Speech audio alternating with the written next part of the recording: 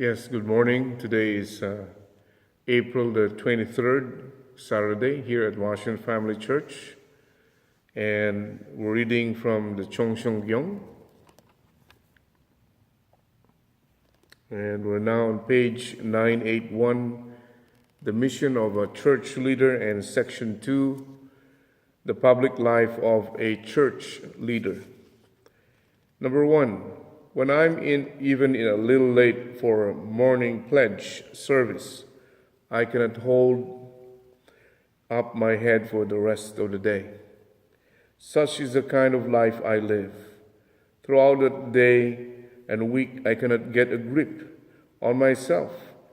The following week, I wake up early and offer devotions tenfold or even 100-fold to indemnify my lapse of the previous week.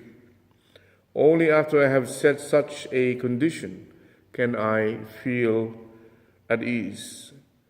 This is how I live my life. What a difficult life. I may look impressive when talking to you, but to be able to do that, I must live a life that is full of restrictions, with no way out for weeks or even months on end. It is a private life or a public life? It is a public life. You have no idea what a difficult position I am in as a religious leader. Number 2, my history will not be written while I am alive. It will be written only after I pass on. If I did anything that cannot be recognized publicly based on the principle, then I will be in serious trouble. The question is whether the content of the principle supports my way of life. If my life is thought to have gone in the wrong direction, I will end up losing everything I have achieved.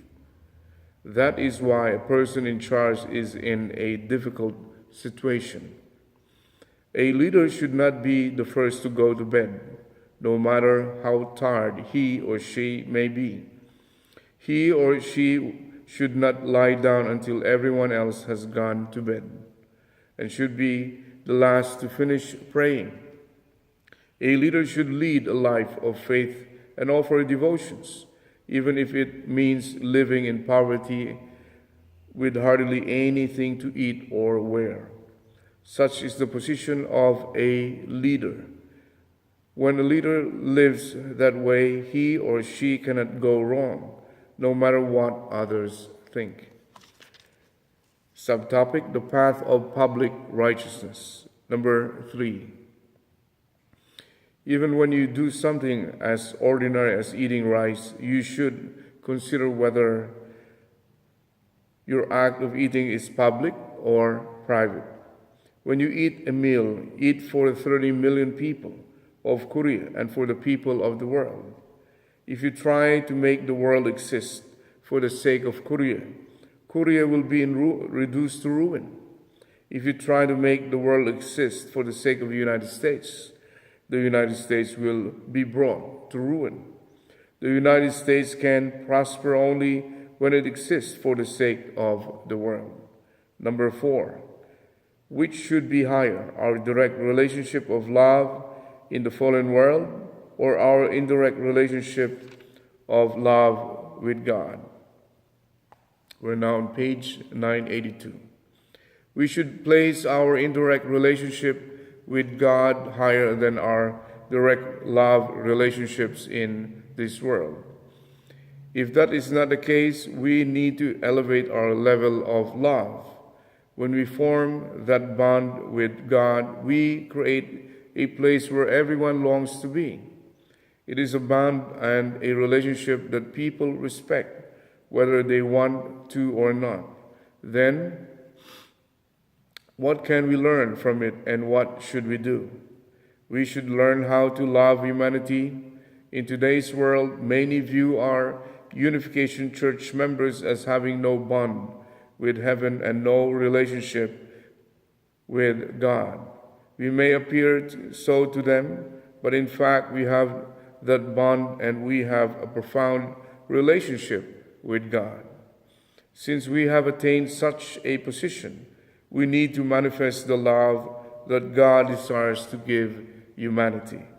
Number 5, you who call each other church members should love each other more than you love other people,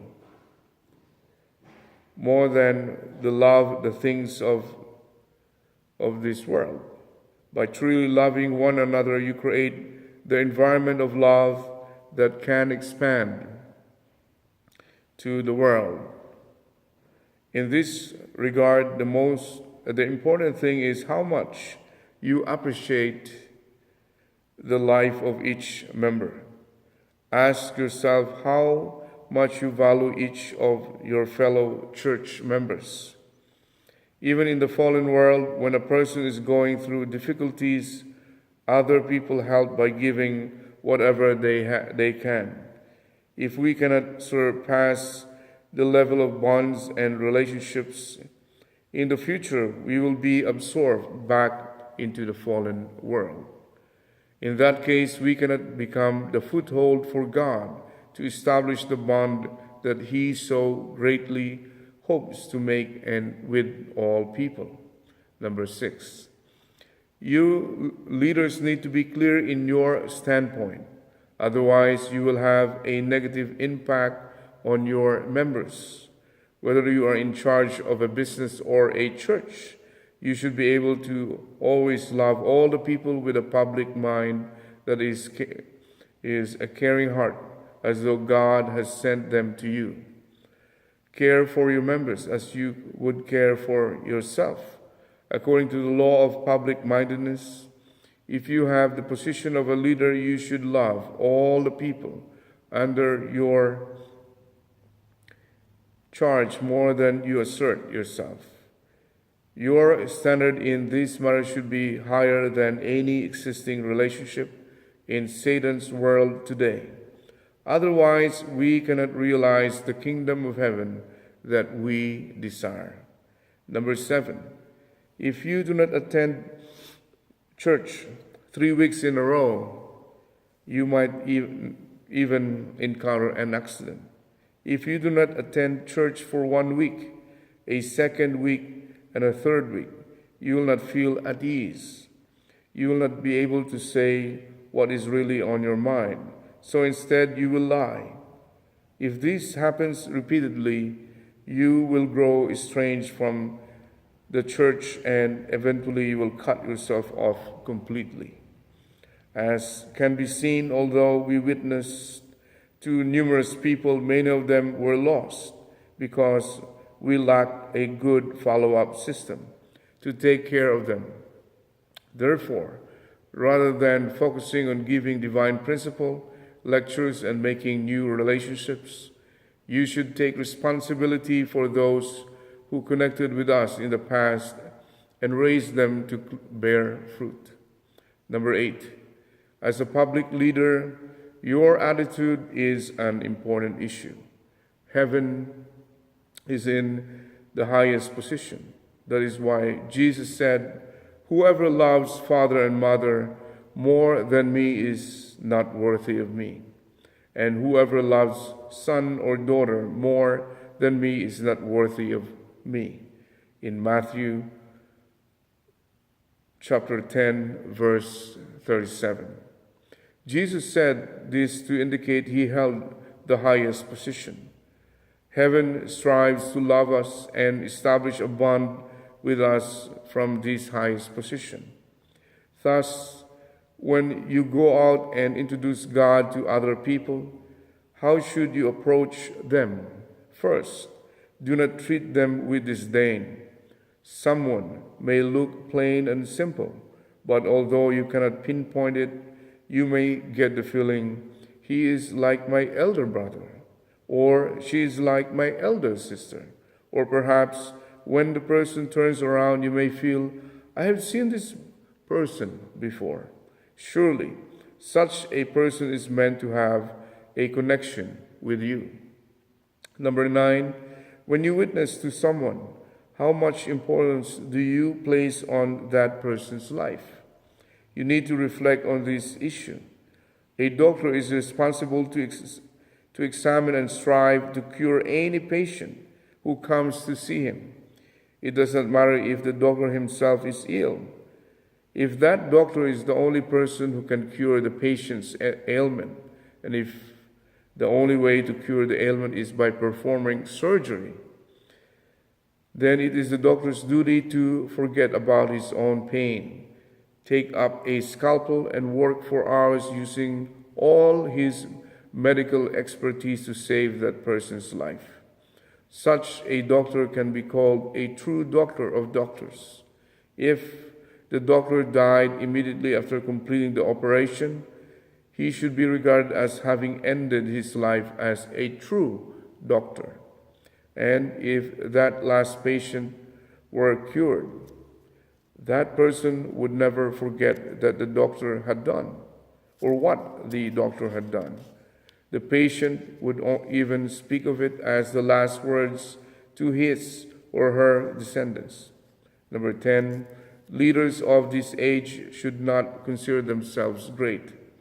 They should know that they have attained their position thanks to the merit and sacrifices of their many ancestors. They should not think of themselves as great and claim they have the right to take what belongs to others because they deserve it.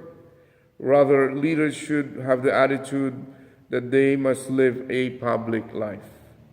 A political party should not put itself ahead of the nation. Rather, the party should put the nation first. Likewise, the Unification Church should not put itself first, for it exists to save the nation. The Unification Church should not exist to own the world. Rather, it should be a church that exists to save the world. When that happens, heaven will always be with the Unification Church. We're now on page 984. Church leaders need to understand this tradition as they carry out their work. I am telling the leaders not to think they have risen to their present positions because they are great. 11. The world in which we live needs to be governed by laws. Based on the law, matters are distinguished as right or wrong. Then what about the universe with God at its center? What will be the law by which we distinguish right from wrong? It will be the law of public righteousness, of living for the greater good. This will determine what is good or evil. Even in the family, there are laws. Whether something is right or wrong is determined based on the family law of the greater good. The parents are in charge of upholding their family law. Hence, they cannot violate that law, and they are responsible for dealing with any such violations. If the parents do something wrong, the entire family will be affected. This also holds true from any society, company, or organization. Each has its laws, and it depends on the leader whether the entity is for the public or private purpose, for good or evil. Number 12. The leader of an organization bears public responsibility. As the person in charge, he or she has to take responsibility. He or she should uphold and follow its rules and regulations. The leader guides the organization as its subject, which determines whether it will go the way of goodness or the way of evil. The same is true for the ruler of a nation. A nation's ruler is its subject figure who shoulders full responsibility to ensure that this nation upholds the law, which should be based upon the law of public righteousness. That ruler needs to be fully prepared for this role in all its aspects, both internal and external. Thus, leaders should be able to govern by the law of public righteousness, to uphold that law and influence all citizens of the nation to fulfill their responsibilities under it. Otherwise, from the perspective of the law of public righteousness, the ruler cannot represent the entire nation. Number 13. The world is surely heading toward unity with a central figure and the public will, centered on the law of the greater good. People in both the physical world and spiritual world are following this same path. Even God cannot just do as he pleases. Having set up the law of the greater good, God can firmly secure his position only by maintaining the centrality of that law and fulfilling his public duties and responsibilities in accordance with that law. He cannot assert his authority by ignoring his own law. The same is true for us regarding the laws of the family, society, and nation. Number 14. You may think you deserve to take the money that people have earned and donated. We're now on page 985. Believing it is your due. In fact, you are stealing the money and you'll be punished. The money that people offer is more fearsome than poison. If they earn it by shedding tears, going hungry, and becoming thin, and you do not treat it with a deeper heart than that, you'll be ensnared by that money. If you have not attained the standard of goodness to properly handle the money that was offered with devotion before heaven, your children will pay the price. It will harm them and consume them. That is why you should regard public funds as precious. This is true everywhere in the world. If the sons and daughters of well-known revivalists or religious leaders go in the wrong direction, it is because those parents incurred such a debt. I know this. This is why when people bring an offering, I do not receive it with my own hands. I'll tell them to take the money and use it for some purpose without informing me about it. I can live without receiving that money, or when I do receive such money, I do so in the name of God. I receive it saying, I will use this as public money. I do not lay hands on even a cent for my private use. Number 15. To hold a public position is a daunting task. Those who hold a public position cannot live with selfish motives. When I give a sermon, if other pastors speak for an hour, I ought to speak at least 10 minutes more. When mountain climbing, I have to be able to claim that I have taken at least one step more than others. Otherwise, someone will accuse me for not making a proper condition. That is why I have been living such a pitiful life. I can never live a comfortable life just taking it easy. Since I live with each such caution, heaven also treats me with caution, and heavenly fortune treats me carefully as well. Number 16. A church leader should never be dry-eyed. The most pitiful and sorrowful person in the world is a church leader. When I think about God's heart and the providence of restoration, I often feel that God is so pitiful, so pitied. When I think about all I need to do on the path of restoration, I feel so sad that I choke. My throat closes up and my heart bursts. Many times I feel as if I am about to faint. Without such a heart, I could not have lived for God and carried out His work. When passing by a village somewhere, if I happen to see something bad, I think I will let it go right now, but you wait and see. Later I will clean up this place with my own hands. That is the kind of person I am. Number 17, you need to pray a lot. Without praying, you can neither win God's sympathy nor receive His help. That is because if you are focused on yourself, you do not have a basis to receive sympathy.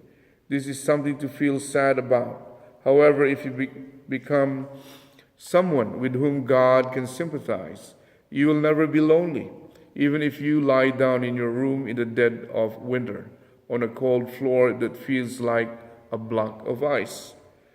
You will not feel miserable. Was that not the reason Jesus prayed a lot?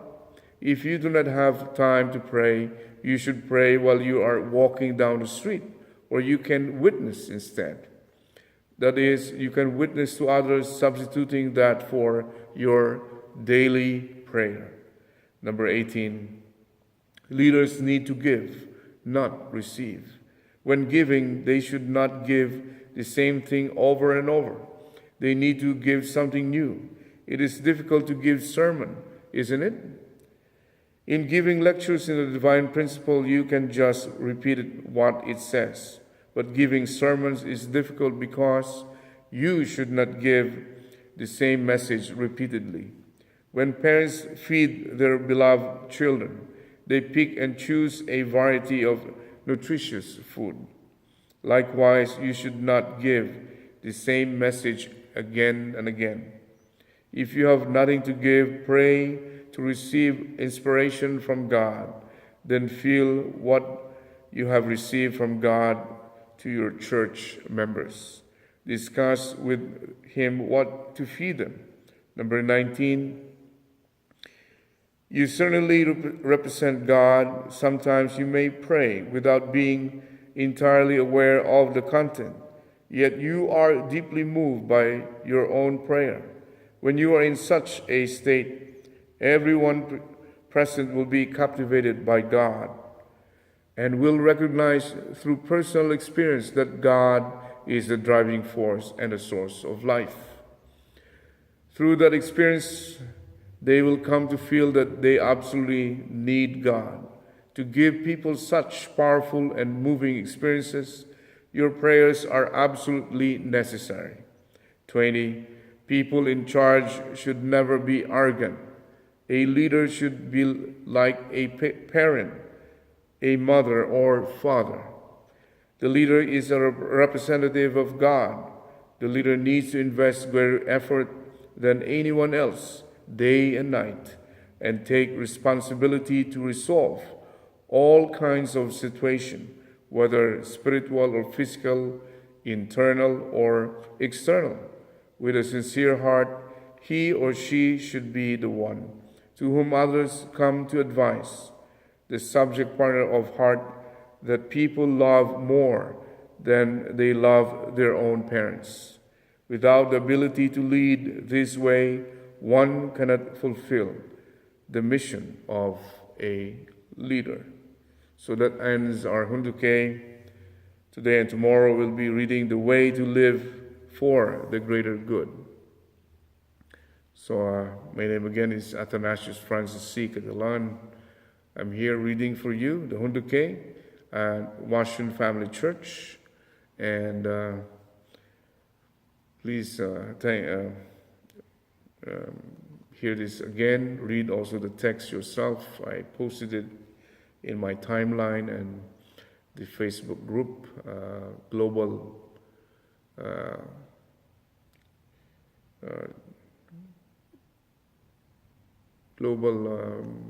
Parents for the, let me see the organization. Global Parents for World Peace. And also visit the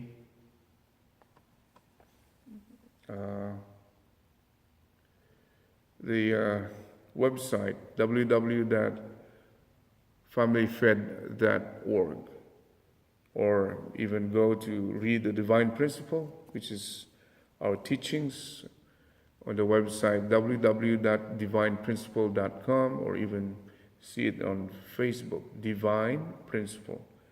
And please read the chapters there because we mentioned it today. You can repeat what it says, but Yeah, we learned today that when giving sermons, it should be always something new, something different every day. So, again, thank you for listening. Thank you for your patience. Have a great and wonderful weekend. And today is a nice day. Manse manse or mabuhay for Japanese bonsai, and God bless you all. Bye-bye.